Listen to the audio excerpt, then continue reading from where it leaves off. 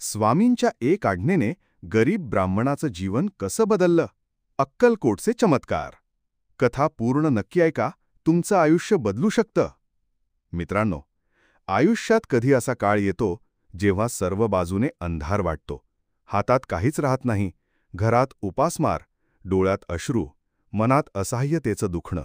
पण त्या अंधाराच्या शेवटी जर कोणाचा प्रकाश दिसतो तर तो अक्कलकोटच्या श्री स्वामी समर्थांचा. आणि आज मी तुम्हाला अशी खरी कथा सांगतोय जी तुमचं हृदय हलवून टाकेल, तुमच्या मनाला जागं करेल आणि तुमच्या जीवनात श्रद्धा आणि विश्वासाचं एक नवं बी पेरेल. एका गरीब ब्राह्मणाचं आयुष्य स्वामी समर्थांच्या एका आज्ञेने पूर्णपणे कसं बदललं ते तुम्हाला ऐकायचंय. शेवटपर्यंत ऐका, कारण ह्या कथेत असा क्षण आहे जो तुमचंही नशीब पालटू शकतो. कथा आहे अक्कलकोटच्या पवित्र भूमीची. स्वामी समर्थांचा आश्रय जिथं हजारो भक्त घेतात, तिथंच राहत होता एक गरीब ब्राह्मण. नाव भास्कर शास्त्री. खूप विद्वान, पण नियतीने त्याला प्रचंड दुःख दिलं होतं. घरात उपासमार, बायको आजारी, 2 मुलं उपाशी. गावात लोक हसतात, म्हणतात कितीही शास्त्र शिक पण पोट भरायला काही उपयोग नाही. भास्कर शास्त्रीचं मन तुटलेलं, डोळ्यात पाणी, पण मनात एक आशा. स्वामी समर्थ कधी ना कधी कृपा करतील. आणि त्या विश्वासावर तो चालत चालत अक्कलकोटला पोहोचतो. शरीर थकलं, पाय चालत नाहीत, पण हृदयात धडपड सुरूच. स्वामी समर्थांच्या चरणी लोळण घेतो. डोळ्यातून अश्रू गळतात, हंबरडा फुटतो. म्हणतो, स्वामी, माझं जीवन उद्ध्वस्त झालंय. घरात अन्न नाही, बायको मरतीये, मुलं उपाशी आहेत. शिक्षण असून काही उपयोग नाही. मला काहीच दिशा समजत नाही. स्वामी समर्थ शांत बसलेले, डोळ्यातून करुणा ओसंडते. काही क्षण त्याला नुसतंच पाहतात, मग फक्त एक वाक्य उच्चारतात, घरी जा, तुला संधी मिळणार. पण लक्षात ठेव, कोणत्याही गरीबाचं हृदय दुखावू नकोस. श्रद्धा ठेव. भास्कर शास्त्री परत निघतो. वाटेत मनात विचारांची गर्दी. संधी? कशी? कोण देणार? पण मनात श्रद्धेचं रोपटं खोल रुजलेलं. दुसऱ्या दिवशी गावात मोठी जत्रा भरते. सगळीकडे उत्सव, बाजार, गर्दी. तेवढ्यात एक श्रीमंत व्यापारी धावत येतो, घाबरलेला चेहरा. म्हणतो, माझं सोनं चांदी भरलेली पिशवी हरवली आहे. जो परत देईल त्याला मोठं बक्षीस मिळेल.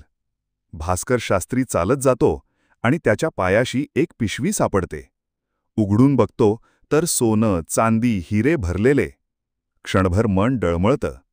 घरात उपासमार आठवते, बायकोचा ताप आठवतो, मुलांचं उपाशी पोट आठवतं. पण त्याच क्षणी स्वामी समर्थांचं वाक्य आठवतं, कोणत्याही गरीबाचं हृदय दुखावू नकोस. भास्कर शास्त्री निर्धार करतो, प्रामाणिकपणे ती पिशवी परत देतो. व्यापारी थक्क होतो. म्हणतो, तुम्ही इतके गरीब असूनही प्रामाणिक? तुम्हाला मोठा मान मिळायला हवा. व्यापारी त्याला मोठ्या संस्थानात पंडित म्हणून काम देतो. दरमहा चांगलं मानधन मिळतं. घरात अन्न, बायको बरी होते, मुलं शिकायला लागतात. गावात लोक चकित होतात. म्हणतात, हाच का तो गरीब ब्राह्मण जो थकल्या भागल्यासारखा हिंडायचा?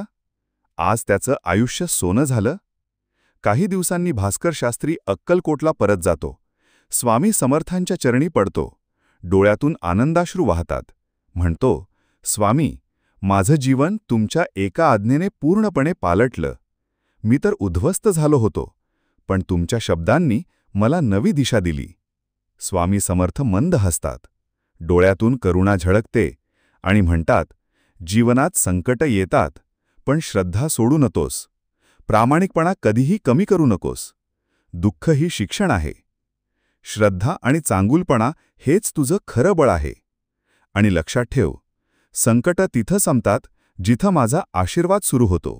मित्रांनो, ही कथा आपल्याला शिकवते, परिस्थिती कितीही वाईट असली, संकट कितीही मोठी असली, पण जर श्रद्धा ठेवलीत, प्रामाणिकपणा ठेवलात आणि स्वामी समर्थांवर विश्वास ठेवला, तर आयुष्य एका क्षणात सोनं होऊ शकतं. तुमचंही जीवन अडकलेलं असेल, मार्ग बंद वाटत असतील, परिस्थितीने घेरलं असेल, तर फक्त एक करा. स्वामी समर्थांना मनापासून स्मरण करा. त्यांच्या चरणी विश्वास ठेवा. कोणत्याही परिस्थितीत कोणाचा वाईट करू नका आणि स्वामी समर्थांच्या कृपेची वाट बघा, कारण त्यांच्या आशीर्वादाने क्षणात आयुष्य पालटलं जातं. मित्रांनो, ही कथा ऐकून जर तुमचं हृदय हललं असेल, डोळ्यात पाणी आलं असेल, तर कमेंटमध्ये लिहा, जय जय स्वामी समर्थ. कारण त्या शब्दात अशी शक्ती आहे जी अंधाराला चिरत तुम्हाला प्रकाशाकडे घेऊन जाते. आणि शेवटी एकच सांगतो, स्वामी समर्थ तुमच्यावर कृपा करतील. तुमचं आयुष्यही बदलू शकतं.